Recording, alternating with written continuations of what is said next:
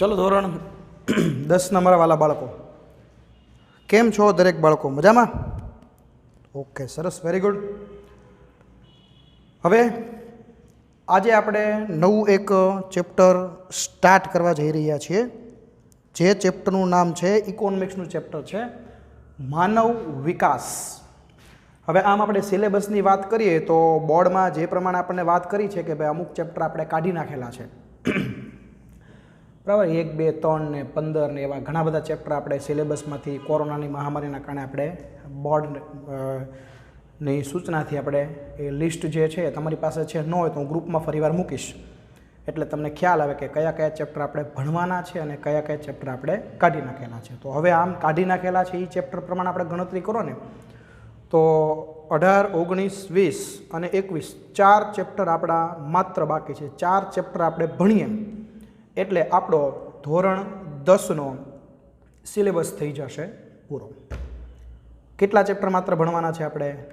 4 chapter. 4 chapter ભણીએ એટલે ધોરણ 10નો આપણો સિલેબસ થઈ જાય પૂરો। તો એમાંનું આજ ઇકોનોમિક્સનું એક ચેપ્ટર છે એ આપણે સ્ટાર્ટ કરીએ છીએ। ચેપ્ટર નંબર 19 જેનું નામ છે માનવ વિકાસ। હવે સૌથી પહેલાં આપણે માનવ વિકાસ ચેપ્ટરમાં પ્રસ્તાવના જોઈએ આપણે કે પ્રસ્તાવનાની અંદર આપણને શું કીધું છે।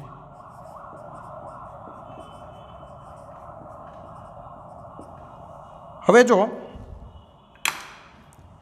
પ્રસ્તાવનામાંથી કંઈક એવા વાક્ય હશે કે જેમાંથી ઓબ્જેક્ટિવ પૂછાઈ શકે છે બરાબર। તો એ વાક્ય આપણે નોટ કરશું। એ ઓબ્જેક્ટિવની દ્રષ્ટિએ તમારે એની તૈયારી કરવાની છે। હવે જો એક વસ્તુ યાદ રાખજો, દરેક ચેપ્ટરમાં પહેલાં આપણે માર્ક લખતા કે આ ચેપ્ટર આટલા માર્કનું પૂછાય છે, એમાંથી 2 માર્કના આટલા પ્રશ્નો પૂછાય, 1 માર્કનું આટલું પૂછાય, એવું આપણે અહીંયા કોડવર્ડ લખતા। પણ અહીંયા તમને પ્રશ્ન થાય કે આમાં કેમ સૂચના ન આપે? તેનું કારણ એક જ છે, કારણ કે તમારા બોર્ડમાંથી જે 21 ચેપ્ટરનો આપણો સિલેબસ છે એમાંથી અમુક ચેપ્ટરો છે એ કાઢી નાખેલા છે। હવે વળકો ચેપ્ટરો કાઢી નાખ્યા પછી ચેપ્ટરોની સંખ્યા આપણી ઘટી ગઈ, લગભગ 5 ચેપ્ટર કાઢી નાખ્યા છે। એટલે 21માંથી માત્ર આપણે 15 કે 16 ચેપ્ટર ભણવાના છે। હજી જો કદાચ ઓનલાઈન આમનામ અભ્યાસ ચાલુ રહે તો હજી એવો પણ નિર્ણય આવે કે હજી જે ચેપ્ટરો તમારા છે એમાંથી પણ અમુક ચેપ્ટરો જે આપણી બોર્ડ છે રાજ્ય પરીક્ષા બોર્ડ એ કાઢી શકે બરાબર। હવે જો ચેપ્ટરની સંખ્યા ઘટે એટલે જે માર્કિંગ છે, જે બોર્ડે 21 ચેપ્ટરને ધ્યાનમાં રાખીને આખું 80 માર્કના પેપરમાં જે ડિવાઈડ કર્યું હોય, દરેક ચેપ્ટરને ભાગમાં જેટલા માર્ક આવે એટલા ન આવે। એટલે એનો મિનિંગ શું થયો કે દરેક ચેપ્ટર જેટલા માર્કમાં પૂછાતું હતું બરાબર એને ધ્યાનમાં રાખીને આપણે તૈયારી કરતા હતા, હવે માર્કિંગમાં ફેરફાર થાય। એટલા માટે થઈને અહીંયા આપણે હવે એના માર્ક નથી લખ્યા, આપણે એ જે જૂનું જે પદ્ધતિ છે, બ્લુ પ્રિન્ટ છે, એ પ્રમાણે આપણે તૈયારી કરશું નહીં બરાબર। નવી કદાચ કાંઈક બ્લુ પ્રિન્ટ આપે 1 વર્ષ માટે તો અલગ વાત છે, ન આપે તો આપણે એવી ધ્યાનમાં રાખીને તૈયારી કરવાની છે કે ભાઈ દરેક ચેપ્ટરમાંથી 4 માર્કનો પ્રશ્ન પૂછાશે, 3 માર્કનો પૂછાય, 2 માર્કનો પૂછે ને ઓબ્જેક્ટિવ તો પૂછાય જ તે। એટલે એ બાબતને ધ્યાનમાં રાખીને આપણે તૈયારી કરવાની છે। હવે જો માનવ વિકાસ પરિવર્તન સંસારનો નિયમ છે, આવું આપણા વડવાઓ પણ કહેતા। પરિવર્તન છે એ સંસારનો નિયમ છે। આજે તમે અત્યારે જે અવસ્થામાં છો 2 વર્ષ પછી તમારામાં પરિવર્તન આવ્યું હોય બરાબર, તમારી જે માનસિકતા છે બદલાણી, મતલબ કે માનસિક પરિવર્તન આવ્યું હોય, શારીરિક પરિવર્તન આવ્યું હોય, ટેકનોલોજીમાં કેટલું પરિવર્તન આવશે। તમે અત્યારે જે ટેકનોલોજી જોઈ રહ્યા છો, જે વાહન વ્યવહારના સાધનો જોઈ રહ્યા છો, જે ઉદ્યોગો જોઈ રહ્યા છો, આ બધામાં તમે 10 વર્ષ પછી જો 1 દશકા પછી ઘણું બધું આમૂલ પરિવર્તન તમને જોવા મળશે। મતલબ કે પરિવર્તન છે એ સંસારનો નિયમ છે। એક શિશુ ધીમે ધીમે પુખ્ત માનવ તરીકે વિકાસ પામે છે। માનવ આદિમાનવ અવસ્થામાંથી અત્યારે જટિલ સમાજના વ્યવસ્થા રૂપે વિકસિત થયો છે। જો અહીંયા એક બાળકનું ઉદાહરણ આપ્યું, હવે શું કીધું છે કે ભાઈ એક શિશુ એટલે બાળક ધીમે ધીમે ધીમે ધીમે વિકાસ કરે છે। મને વિકાસ દેખાય ન દેખાય? આપણા વાળ રોજ વધતા હોય, આપણા નખ વધતા હોય, આપણી હાઇટ બોડી રોજ દેખાય? તમને ન દેખાય। એક બાળક તમે જો ધીમે ધીમે વિકાસ કરતાં કરતાં એક પુખ્ત વ્યક્તિ તરીકે વિકાસ પામે છે, પુખ્ત વ્યક્તિ બને છે, એક પ્રકારનું પરિવર્તન છે। આદિમાનવ અવસ્થામાંથી અત્યારે જટિલ અવસ્થામાં આવ્યા બરાબર। આપણને આ ઉદાહરણ આપ્યું છે કે ભાઈ આદિમાનવ છે એ આદિમાનવ અવસ્થામાંથી જટિલ અવસ્થામાં અત્યારે આવ્યા, તો આ એક પ્રકારનું શું છે?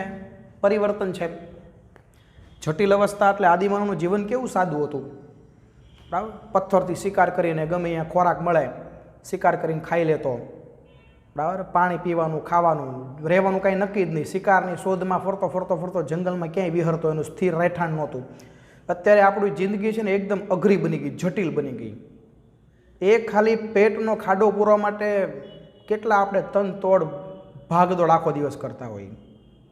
આલિશાન મકાન ને ગાડી ને મોબાઈલ, કેટલી જરૂરિયાતો આપણી વધી ગઈ, આપણું જીવન જટિલ થઈ ગયું.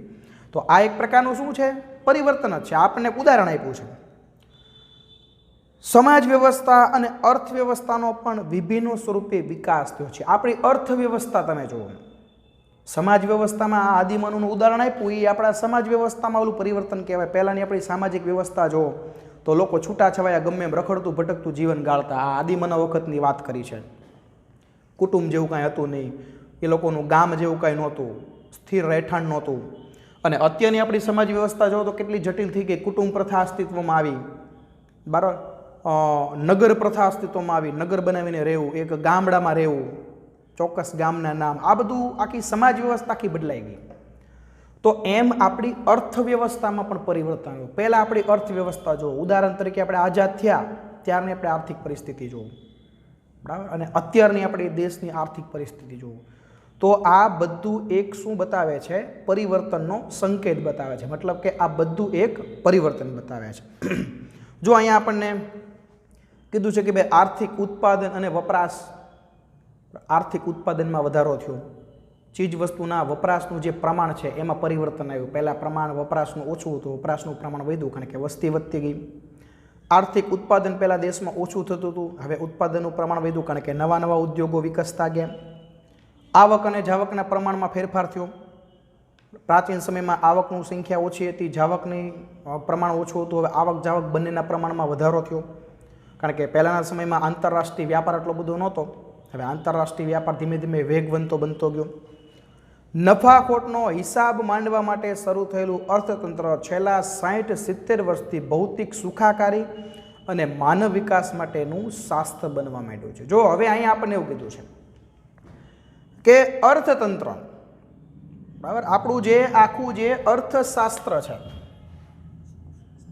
આપણું જે અર્થશાસ્ત્ર છે, આ અર્થશાસ્ત્રનું નિર્માણ શા માટે થયું હતું? તો એનું આપણને કીધું છે કે ભાઈ અર્થશાસ્ત્રનું એમાં તો કે ઉત્પાદન, વપરાશ, આવક જાવક, ઉત્પાદન, વપરાશ, પછી આવક જાવક, નફો ખોટ, આ બધાનો હિસાબ માંડવા માટે અર્થશાસ્ત્રની રચના થઈ. બરાબર? આવક કેટલી છે, દેશની જાવક કેટલી છે, દેશમાં ઉત્પાદન કેટલું થાય છે, વપરાશ કેટલો છે, દેશને નફો કેટલો થયો, દેશને ખોટ કેટલી દઈ, આ બધા માટે અર્થશાસ્ત્રની રચના કરેલી. પણ હવે અર્થશાસ્ત્રનું કાર્યક્ષેત્ર છે એમાં વધારો થયો. અત્યારે છેલ્લા 60થી 70 વર્ષથી અર્થશાસ્ત્રની અંદર માનવીઓને ભૌતિક સુવિધાઓ કેટલી મળે છે, માનવીઓનો વિકાસ કેટલો થયો છે, આ બધી બાબતનો પણ અભ્યાસ કરવામાં આવે છે. પહેલાં માત્ર અભ્યાસ એનો થતો આટલા મુદ્દાનો.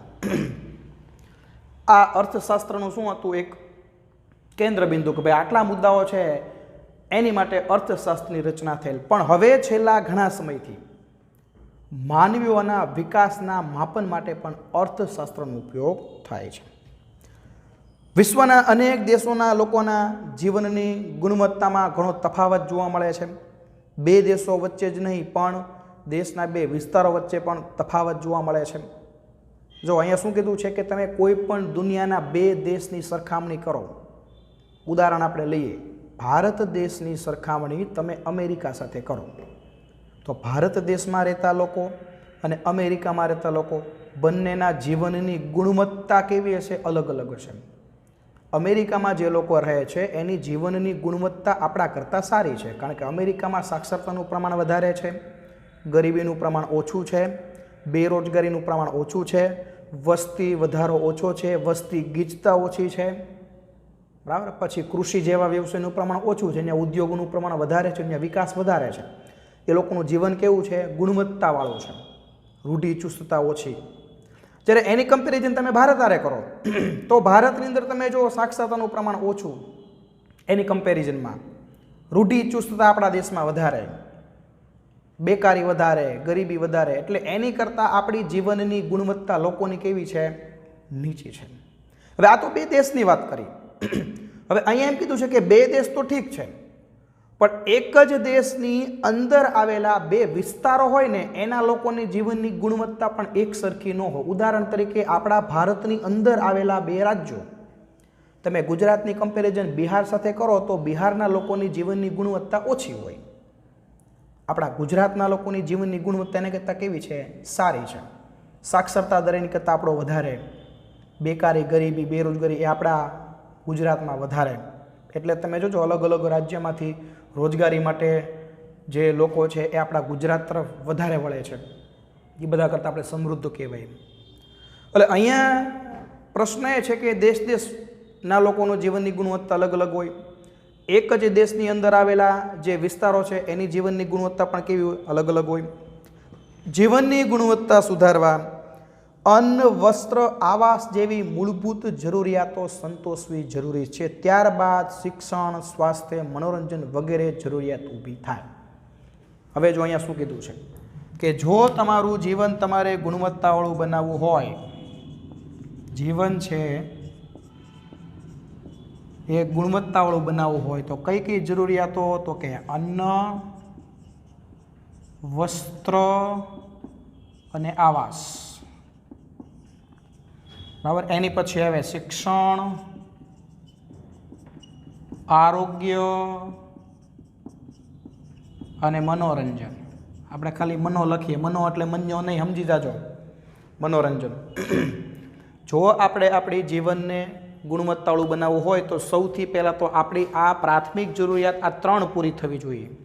આપણને ખોરાક મળવો જોઈએ, વસ્ત્રો મળવા જોઈએ પૂરતા પ્રમાણમાં, અને આપણી પાસે રહેઠાણ હોવું જોઈએ. રહેઠાણ એટલે ઘરનું મકાન હોવું જરૂરી નથી. તમે ભાડે રહી શકો ને, એ ભાડું ભરી શકો ને એટલી ક્ષમતા તમારામાં હોય એટલે રહેઠાણની જરૂરિયાત તમારી પૂરી થઈ ગઈ. પહેલાં આ ત્રણ જરૂરિયાત પૂરી કરવાની, પછી કઈ જરૂરિયાત આવે? શિક્ષણ, આરોગ્ય અને મનોરંજન.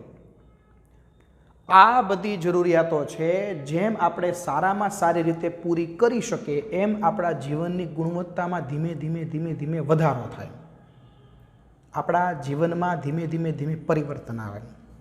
હવે આ પ્રકરણમાં આપણે માનવ વિકાસ એટલે શું અને માનવ વિકાસ આંકમાં ભારતની પરિસ્થિતિ શું છે, મતલબ કે આપણા કરતાં કયા કયા એવા દેશ આગળ છે કે જે માનવ વિકાસમાં આપણાથી ઘણા બધા આગળ છે, બરાબર. એટલે એનો આપણે અભ્યાસ કરવાનો છે કે માનવ વિકાસ એટલે શું અને માનવ વિકાસમાં ભારતની સ્થિતિ ક્યાં છે, કયા કયા દેશો આપણાથી આગળ છે, કયા કયા દેશો આપણાથી પાછળ છે, આપણી પરિસ્થિતિ ક્યાં છે, ભારતનો માનવ વિકાસ આંક ક્યાં છે, એનો આપણે અર્થ અને એ બધી વિગતોની આપણે ડિટેલમાં અભ્યાસ કરવાનો છે.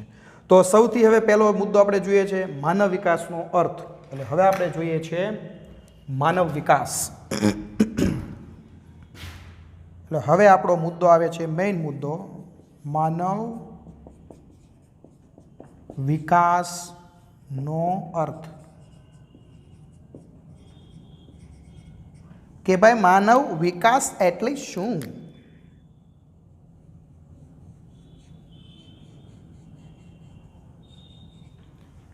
ચાલો બાળકો, તો હવે માનવ વિકાસનો અર્થ આપણે જોઈએ.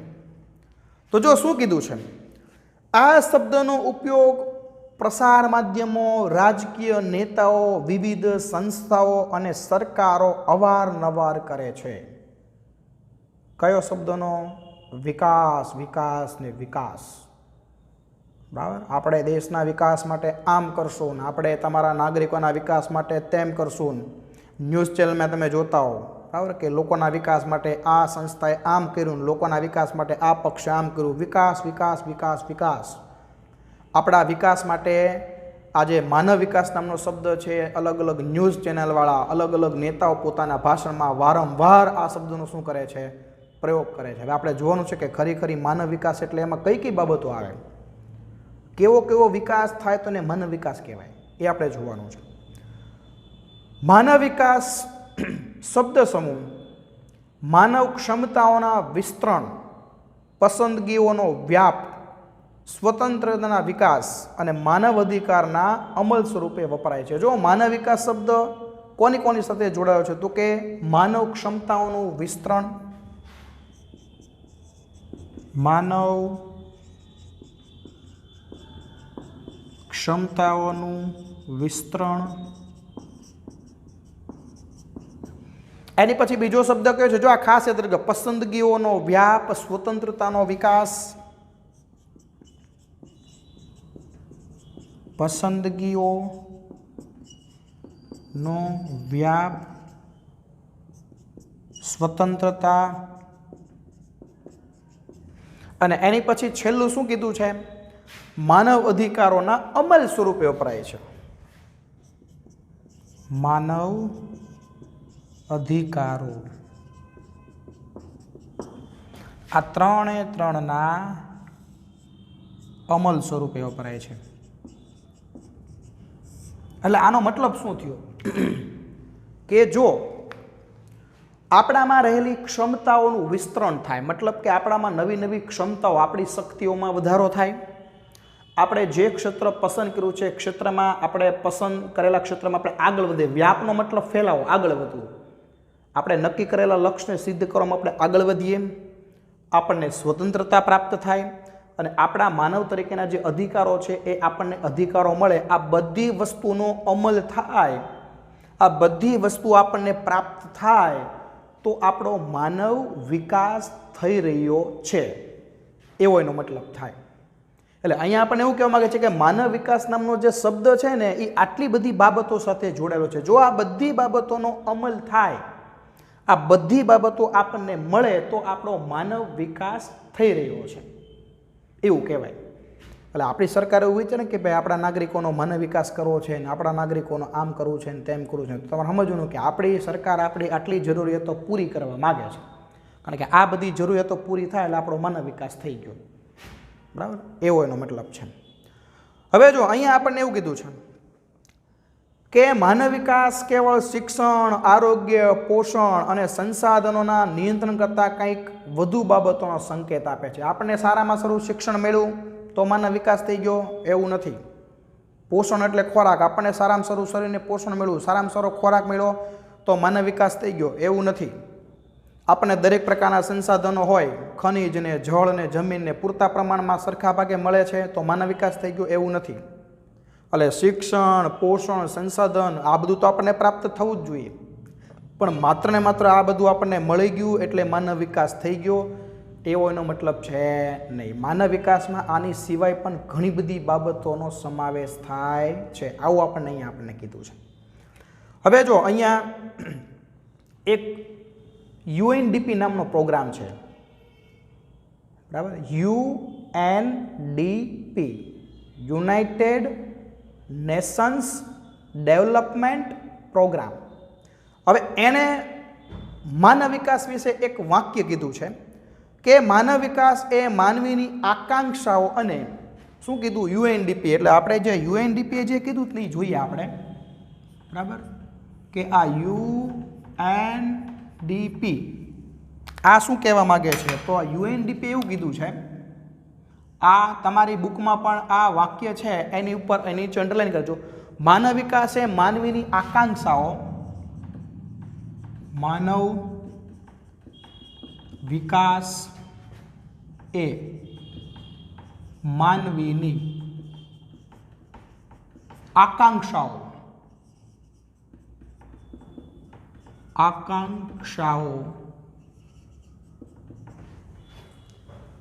અને જરૂરી હોય તેવી જીવન નિર્વાહની અને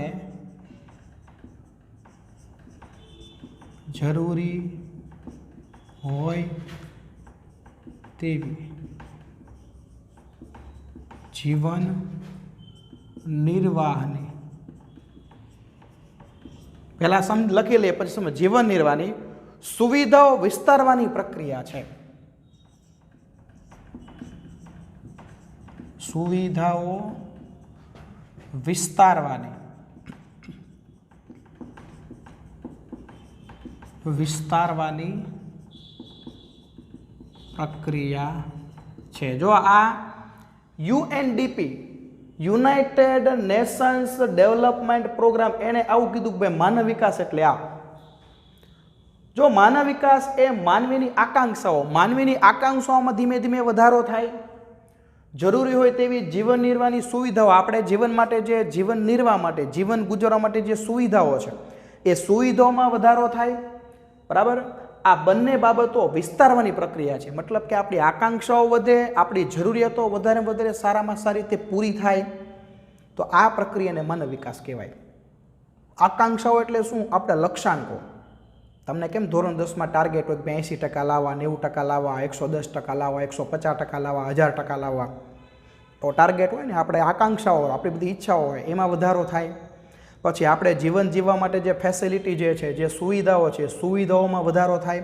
બરાબર, તો આ બધું જે છે એને વિસ્તારવાની પ્રક્રિયા, આ બધામાં વધારો થાય, સતત વધારો થતો જાય, એ જે પ્રક્રિયા છે એને માનવ વિકાસ કહેવાય. આવું કોણે કીધું? આ યુએનડીપી પ્રોગ્રામમાં કીધું છે.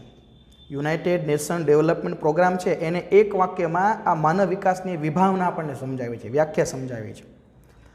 હવે જો માનવ વિકાસ એ વિકાસની દિશામાં માનવ કેન્દ્રીય અભિગમ છે. આ વાક્ય છે ને એ અંડરલાઈન કરો. માનવ વિકાસ છે એ માનવ કેન્દ્રીય અભિગમ છે. એનો મતલબ શું થાય કે માનવ વિકાસના કેન્દ્રમાં કોણ છે? માનવ. એટલે તે માનવ વિકાસ, માનવના વિકાસની વાત કરી છે. એટલે માનવ વિકાસમાં જ્યાં જ્યાં વિકાસ આવે ને એ વિકાસ કોની સાથે જોડાયેલો છે? માનવ સાથે. કેન્દ્રમાં કોણ છે? માનવ છે. બરાબર, તમને એવો પ્રશ્ન પૂછે કે ભાઈ માનવ વિકાસ એ વિકાસના સંદર્ભમાં કેવો કેન્દ્રીય અભિગમ છે? તો કે ભાઈ માનવ કેન્દ્રીય અભિગમ છે. એમાં કેન્દ્રમાં કોણ છે? માનવ. જ્યાં વિકાસની વાત આવે અહીંયા કોના વિકાસની વાત આવે છે? તો કે માનવના વિકાસની વાત આવે છે. માનવ વિકાસનો ઉદ્દેશ્ય દરેક માટે જીવનની એક સરખી પરિસ્થિતિ ઊભી કરવી. બરાબર, માનવ વિકાસનો મતલબ શું થાય? તો કે માનવ વિકાસ એટલે દરેકના માટે જીવનમાં એક સરખી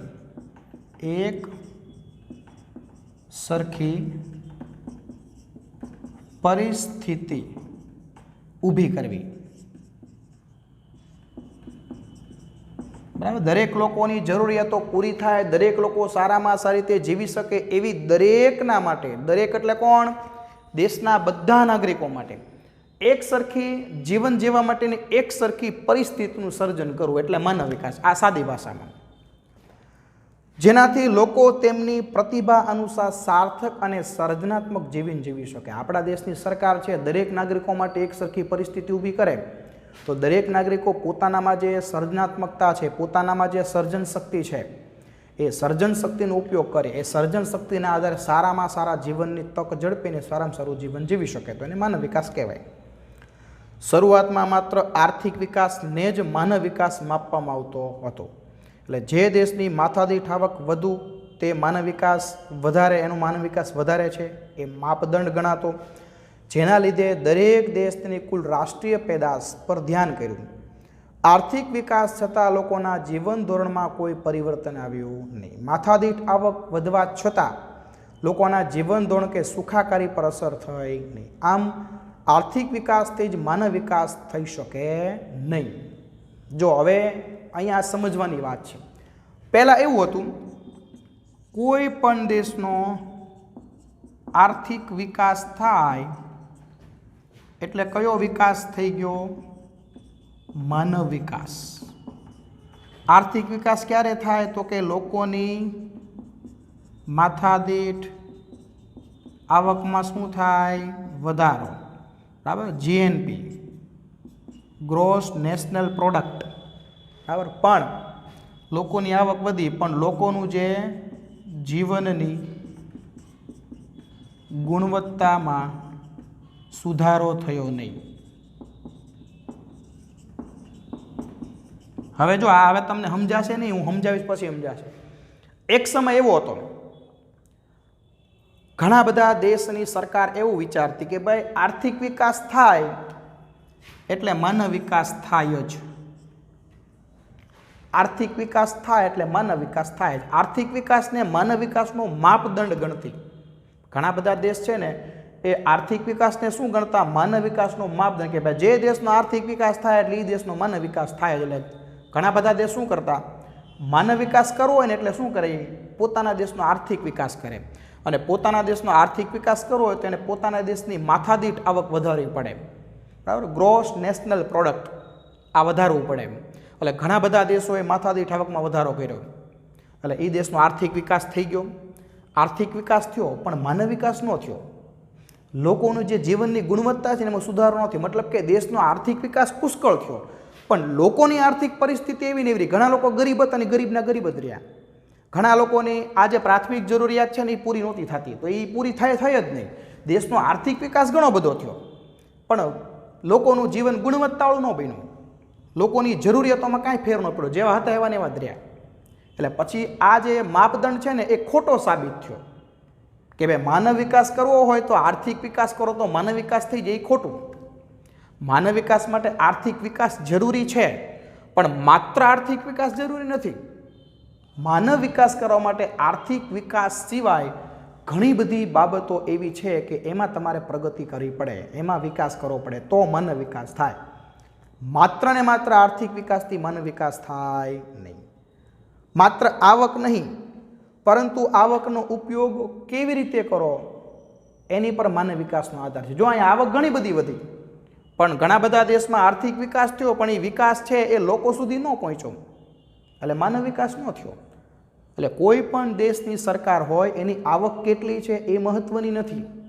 સરકાર આવકનો ઉપયોગ કઈ રીતે કરે એ મહત્ત્વનું છે. કોઈ પણ દેશના નાગરિકોનો માનવ વિકાસ કરવો હોય તો દેશમાં આવક ગમે એટલી હોય, કાંઈ આવક વધવાથી માનવ વિકાસ ન થઈ જાય. એ સરકાર આવકનો ઉપયોગ લોકો પાછળ કેવી રીતે કરે છે એના આધારે માનવ વિકાસ થાય. તમને કોઈક લાખ રૂપિયા આપે તો લાખ રૂપિયા આપ્યા એટલે તમે કાંઈ પૈસાવાળા નથી થઈ જવાના. એ લાખ રૂપિયા તમે ક્યાં ક્યાં વાપરો છો ને એની ઉપર આધાર રાખે છે. ઘણા વ્યક્તિ લાખ રૂપિયાને 5 લાખે કરે, એનામાં એ આવડતું હોય તો એ ધીમે ધીમે એનો વિકાસ થયો કહેવાય. અને ઘણા બધા લાખના 12,000 કરે એવા પણ હોય, બરાબર? એટલે આવક કેટલી છે એ મહત્ત્વનું નથી પણ કોઈ પણ દેશ છે એ આવકનો ઉપયોગ કઈ રીતે કરે છે એ મહત્ત્વનું છે. માનવ વિકાસ એના પર આધાર રાખે છે કે તમે આવકનો ઉપયોગ કઈ રીતે કરો છો.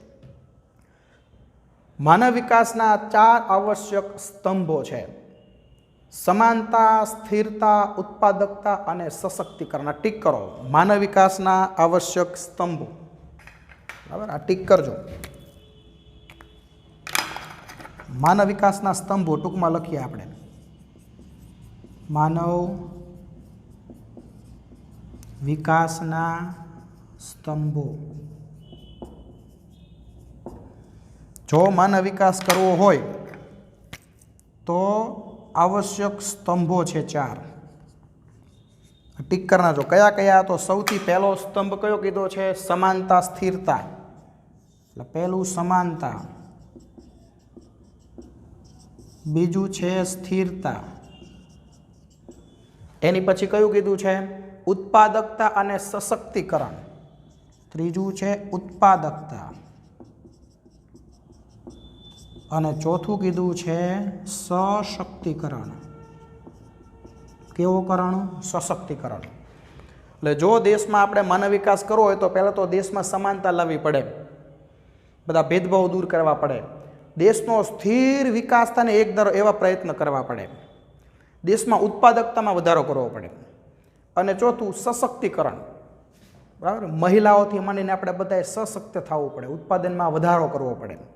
આ 4 જે છે ને એ માનવ વિકાસના જરૂરી સ્તંભો છે. આ 4માં પ્રગતિ થાય તો માનવ વિકાસ થાય. એટલે માનવ વિકાસ માટે આ 4 વસ્તુ કેવી છે? મહત્વની છે. તો અહીંયા આગળ આ માનવ વિકાસનો અર્થ થઈ જાય છે પૂરો. હવે એની પછી માનવ વિકાસ એટલે એવો એક મુદ્દો આપ્યો છે. એટલે એનો મતલબ શું થાય કે ભાઈ માનવ વિકાસમાં કઈ કઈ બાબતોનો સમાવેશ થાય. તમે માનવ વિકાસ કોને કોને કહી શકો એના છે ને લાલ પોઈન્ટથી મુદ્દા આપ્યા છે. એટલે એ ટોપિક હવે આપણે આવતા લેક્ચરમાં જોશું. હોમવર્ક છે તમારે નોટ કરવાનું છે બરાબર. એ આગળ હું તમને સ્લાઇડમાં હોમવર્ક આપું છું, નોટ કરશો. આપણે જે આજે ભણ્યા છે એમાંથી જ હોમવર્ક છે. માનવ વિકાસ એટલે શું સમજાવો, આવો એક પ્રશ્ન છે, હું તમને હોમવર્કમાં આપું છું. એ પ્રશ્ન તમારે નોટ કરવાનો છે. બરાબર. તો આજનો જે લેક્ચર છે એ આપણે અહીંયા સુધી રાખીએ છીએ. આવતા લેક્ચરમાં માનવ વિકાસની સાથે કઈ કઈ બાબતોનો સમાવેશ થાય છે, બરાબર. માનવ વિકાસ એટલે શું, એમાં કઈ કઈ બાબતોનો સમાવેશ થાય છે ત્યાંથી આપણે આગળ જોશું. ત્યાં સુધી બાય, આવજો. ઓકે.